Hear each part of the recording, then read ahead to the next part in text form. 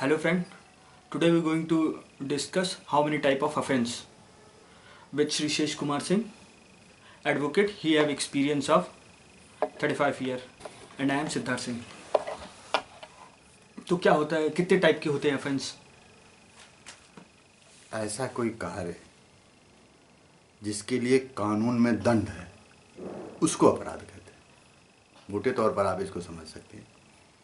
अब उससे जो विक्टिम है ऐसे कार्य से जिसको कष्ट है, वो एक प्रार्थना पत्र station in charge, police station in charge को देता है। उसको लिपिबद्ध किया जाता है, मतलब सीरियल वाइज किया जाता है, उसको लिखा जाता है। जी जी। और वो उसकी एक कॉपी फ्री ऑफ कॉस्ट उस विक्टिम को दे दिया जाती है जिसके साथ अपराध। ये व्यवस्था है। अब स्टेशन इंचार्ज ये देखता है अपराध किस तरह का है। अपराध दो तरह का होता है, एक कॉग्निजेबल ऑफेंस और एक नॉन कॉग्निजेबल ऑफेंस। तो जो अपराध संज्ञेय होता है जिसको कॉग्निजेबल कहते हैं, संज्ञेय अपराध। संज्ञेय का थोड़ा सा हाँ, जो गंभीर अपराध है जी, उनको संज्ञेय अपराध कहते हैं जी। वो धारा 154 सीआरपीसी सेक्शन 154 में ओके, वो संज्ञेय अपराध होता है। 154 154, हाँ 154 के अंतर उसका। ये कॉग्निजेबल ऑफेंस जी जी वो ऑफेंस है जिसमें पुलिस स्वयं तफ्तीश कर सकती है, गंभीर अपराध में जांच करने के बाद गिरफ्तारी कर सकती है, अभियुक्त को गिरफ्तार कर सकती है। और नॉन कॉग्निजेबल ऑफेंस वो है जिसमें पुलिस कार्रवाई नहीं कर सकती है। उसमें पुलिस वही प्रोसेस होगा, तहरीर, विक्टिम तहरीर देगा स्टेशन इंचार्ज को, स्टेशन इंचार्ज उसको रिटर्न में लिखाएगा आदेश से और उसकी कॉपी फ्री ऑफ कॉस्ट उसको दे देगा। और उसके बाद उसको बताएगा कि हम इसकी इंक्वायरी नहीं कर सकते, आप किसी न्यायालय से ऑर्डर लेकर आओ। तो सेकंड क्लास का जो मजिस्ट्रेट, जुडिशियल मजिस्ट्रेट होता है, वो 155 में नॉन कॉग्निजेबल ऑफेंस होता है ना, असंज्ञेय अपराध जिसकी तफ्तीश पुलिस नहीं कर सकती बिना परमिशन के। तो ये कौन से होते हैं और कौन से कॉग्निजेबल होते हैं, कौन से नॉन कॉग्निजेबल होते हैं? अब जो कॉग्निजेबल होगा जब गंभीर अपराध हो जी, तब वो कॉग्निजेबल होता है। नहीं तो थोड़ा सा अगर एग्जांपल देते हैं। एग्जाम्पल ऐसे कि किसी को जान से मारने का प्रयास हो, सारे गंभीर अपराध बहुत सारे हैं, है ना, चाहे आर्थिक रूप से हो या शारीरिक रूप से हो। ऐसी घटना कारित की जाए जिसमें जीवन का नुकसान हो, ऐसी स्थिति में वो कॉग्निजेबल ऑफेंस होते हैं। अच्छा, उनको आजबान किए कहते हैं जी, ठीक है। तो उस जो गंभीर अपराध होते हैं उसमें पुलिस अपने स्तर से, जो पुलिस स्टेशन इंचार्ज है वो FIR तहरीर करेगा, उसकी कॉपी देगा, उसके बाद इंक्वायरी शुरू कर देगा, ठीक है। अब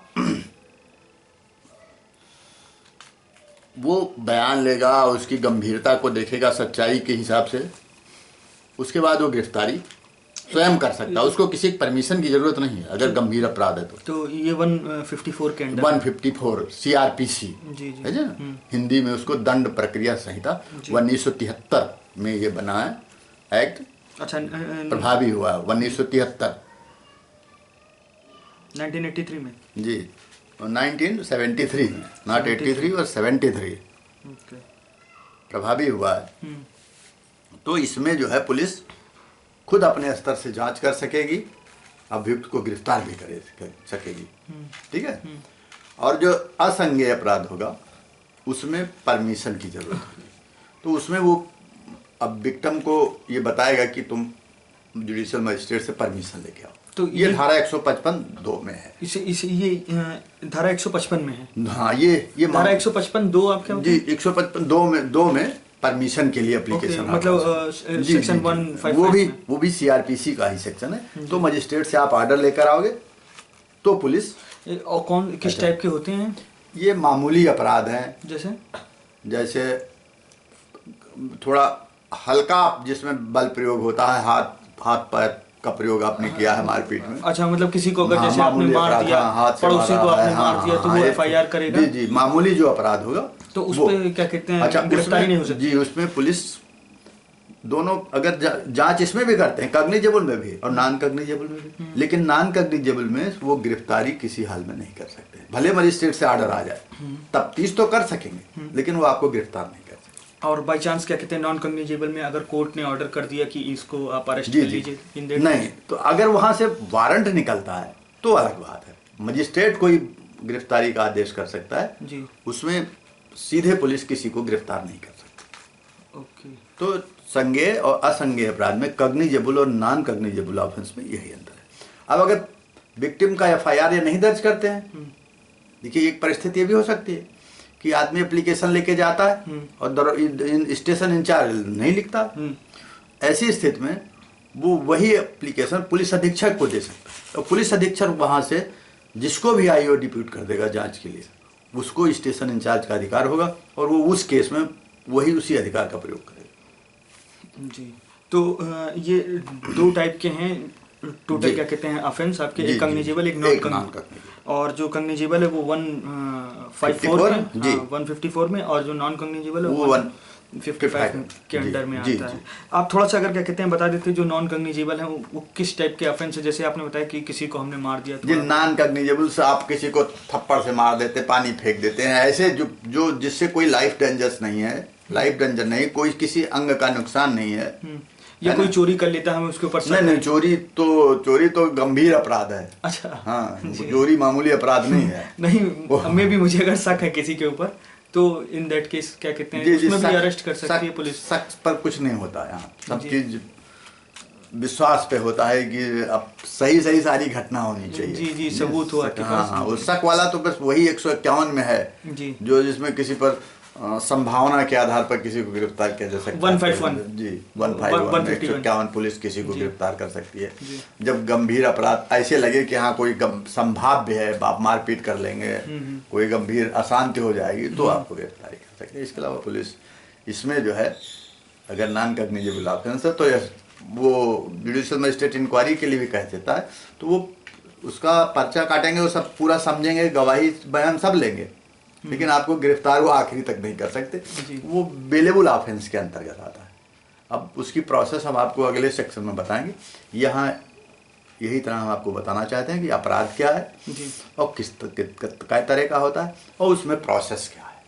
ये CRPC 154 मतलब दोनों के अंडर में अगर क्या कहते हैं कॉग्निजेबल है या नॉन कॉग्निजेबल है, हमें रिपोर्ट लिखानी ही है, एफआईआर देनी है। आप जैसे मान लीजिए आप मौखिक देते हैं, आप नहीं लिख पा रहे हैं, तो अब किसी स्टेशन इंचार्ज के पास आप जाएंगे तो वो आपका मौखिक तहरीर लिपिबद्ध करेगा, उसको लिखवाएगा और उसके बाद उसको तहरीर। तो ये डिसीजन किसको कहते हैं? FIR, प्रथम सूचना रिपोर्ट। FIR प्रथम सूचना रिपोर्ट, जो पहली सूचना थाने पे दी जाती है स्टेशन इंचार्ज होती है, उसको कहते हैं FIR। इस FIR के बाद ही सारी ट्रायल शुरू होता है। तो इसके अंडर में जो भी क्या कहते हैं होगा, ये डिसीजन पुलिस लेगी कि ये कॉग्निजेबल या नॉन कॉग्निजेबल है। जी, पुलिस को उसी समय बता देते हैं वो ये अपराध असंज्ञेय है, इसमें कोई कार्रवाई नहीं हो सकती। अच्छा, पुलिस हमको तुरंत बता देगी कि आप किसी मजिस्ट्रेट से अप्रोच करो, अगर वहाँ से कोई निर्देश आता है तो वो 155(2) में उसका प्रोसेस है और उसमें उनको परमिशन मजिस्ट्रेट देता है, तो वो अमूमन मिल जाता है, परमिशन दे देते हैं। एक चीज़ और मैं बताना आपको भूल गया, अगर दो अपराध एक साथ हो, एक कॉग्निजेबल हो एक नॉन कॉग्निजेबल हो, एक ही आदमी दो तरह का अपराध करता है, तो उसमें पुलिस तफ्तीश कर सकती है, संज्ञेय अपराध की तरह ही उसमें जांच कर सकती है, उसमें किसी परमिशन की जरूरत नहीं। अगर एक ही आदमी के खिलाफ है, 2 FIR है, एक कॉग्निजेबल है एक नॉन कॉग्निजेबल है, तो पुलिस कॉग्निजेबल मानकर दोनों FIR में जांच कर सकती है, तफ्तीश कर सकती है और उस पर जो है कार्यवाही कर सकती है। ठीक है, thank you for your time. Thank you viewers, please अपने कमेंट और सब्सक्राइब करिए इस चैनल को for more video. Soon we going to release our blog, so please subscribe करिए और कमेंट करिए, और अगर कोई इस वीडियो से रिलेटेड क्वेश्चन हो तो कमेंट में लिखिए, हम लोग रिप्लाई जरूर देंगे। Thank you very much for watching.